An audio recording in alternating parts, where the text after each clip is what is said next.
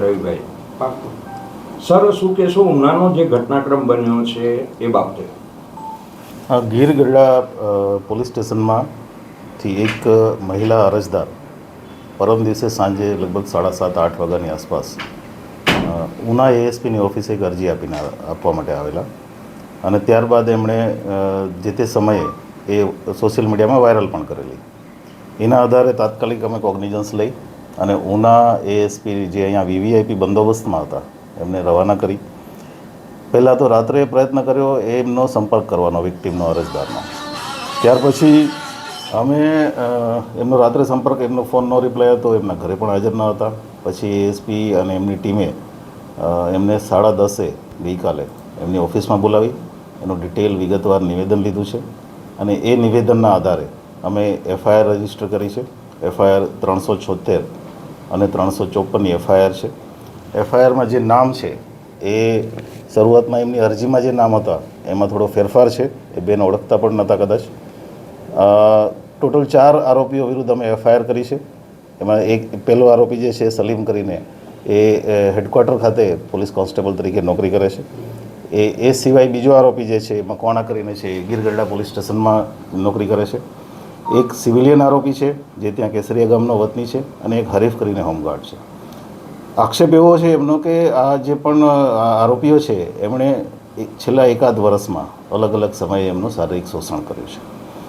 અમે જે વિક્ટીમ છે એની પણ ડિટેલ કઢાવી છે. વિક્ટીમ છે એ ગીર ગઢડા તાલુકાના વતની છે, પોતે વિડો છે, અત્યારે 26-27 વર્ષની ઉંમર છે અને એમની વિરુદ્ધમાં પોલીસમાં 6 ગુના પ્રોહિબિશનના દેશી દારૂના અલગ અલગ નોંધાયેલા છે અલગ અલગ સમયે. જે તે સમયે એમના અટકાયતી પગલાં પણ લીધા છે. વિક્ટીમે પહેલીવાર પોલીસનો સંપર્ક જે છે પરમ દિવસે સાંજે કર્યો અને ત્યાર પછી તરત જ એક્શન લઈ અને અમે 4 આરોપી વિરુદ્ધ એફઆઈઆર કરી છે અને 4 આરોપીઓને અમે અત્યારે રાઉન્ડ અપ કરી લીધા છે. આગળની કાર્યવાહી મહિલા પોલીસ સ્ટેશનના પીઆઈ MB પટેલ કરી રહ્યા છે અને એ પણ એ જ તપાસ કરવાના છે.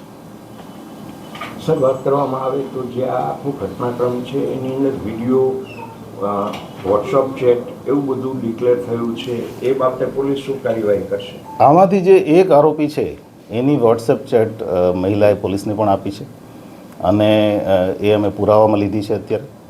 એ સિવાયના જે 3 આરોપીઓ છે એના પુરાવા માટે અમે મહિલાને ફરીથી વારંવાર બોલાવવાના છીએ અને જે પણ એમના તરફથી જે પણ પુરાવા છે એ મેળવવાના છીએ. સાથે સાથે એમને આજે અમે મેડિકલ માટે પણ મોકલવાના છીએ. એ સિવાય એમનું કાઉન્સેલિંગ પણ અત્યારે કરી રહ્યા છીએ. જે કંઈ પણ આમાં સત્ય હશે, જે કંઈ પણ આમાં પુરાવા મળશે, પુરાવાના આધારે કડકમાં કડક અમે કાર્યવાહી જે પણ હશે, એમાં સિવિલિયન વ્યક્તિ પણ છે, પોલીસ પણ છે, જે પણ હશે એની સામે કરશું. સાહેબ, આપને જણાવો કે આમાં જે સિવિલિયન વ્યક્તિ છે એ વ્યક્તિનું કંઈ પોલીસ કર્મચારીના નામે મહિલા પાસેથી શોષણ કરતો ને હપ્તા ઉઘરાવતો એવી વાત મહિલાએ આક્ષેપ કર્યા છે. એ પ્રાથમિક દ્રષ્ટિએ કંઈ એમાં શું છે હકીકત? શરૂઆતમાં જ્યારે અરજી આપી મહિલાએ ત્યારે એક પોલીસ કર્મચારીનું નામ એમાં આપેલું, પણ એમને જ્યારે કીધું કે તમારો એ જે કર્મચારીનું નામ આપ્યું એનો ફોટો બતાવ્યો તો મહિલાએ ના પાડી કે આ કર્મચારી જે છે એ મારી પાસે જે શોષણ કર્યું છે આ નથી. ત્યાર પછી એની પાસે એક ફોટો હતો. એ ફોટાના આધારે અમે તપાસ કરી તો એ સિવિલિયન કર્મચારી છે. એ સિવિલિયન કર્મચારીને પણ અમે રાઉન્ડ અપ કરી લીધો છે અને પુરાવાના આધારે એનું નામ છે પરેશભાઈ સિંગોડ કરીને, અને પુરાવાના આધારે એની સામે પણ અત્યારે પૂછપરછ ચાલી રહી છે અને એમાં જે કાર્યવાહી કરવાની છે એ કરીશું. સાહેબ, એ વ્યક્તિએ પોલીસનું નામ વટાવીને જે કંઈ કૃત્ય કર્યું છે એ બાબતે એની ઉપર વિશેષ કોઈ કાર્યવાહી થશે કે કેમ? હા, એ તપાસમાં અમે લેવાના છીએ, કેમ કે પોલીસની ઓળખ આપીને એણે જે કંઈ પણ કૃત્ય કર્યું છે એ કૃત્ય પોલીસની પણ બદનામી માટે છે. એટલા માટે થઈને એની સામે અમે બીજી એફઆઈઆર કદાચ કરવાની થાય, પણ જ્યાં સુધી પુરાવા નહીં મળે ત્યાં સુધી અમે આગળ નહીં વધી શકીએ. સાહેબ, વારંવાર પોલીસ ઉપર એક પછી એક આક્ષેપો થઈ રહ્યા છે. આની પહેલાં ઉના પંથકમાંથી જ એક બુટલેગરનો વિડીયો વાયરલ થયો, ત્યારે એને એક બ્રાન્ચના કર્મચારી ઉપર આંગળી ઉપાઈ હતી. ત્યારબાદ ઉનાનું જે 3rd ચેકપોસ્ટ છે ને હવે આ, તો આ પોલીસના જે નીચેના વર્ગના કર્મચારીઓ છે એને શું સંદેશો આપશે? કોઈ પણ હશે અમે કડકમાં કડક કાર્યવાહી કરવાના છીએ. અમારી પાસે જે કંઈ પણ સંજ્ઞાન આવશે અથવા જે કંઈ પણ પુરાવા આવશે, પુરાવાના આધારે લીગલ એક્શન અથવા ડિપાર્ટમેન્ટલ એક્શન જે પણ હશે એ કાર્યવાહી કડક થશે.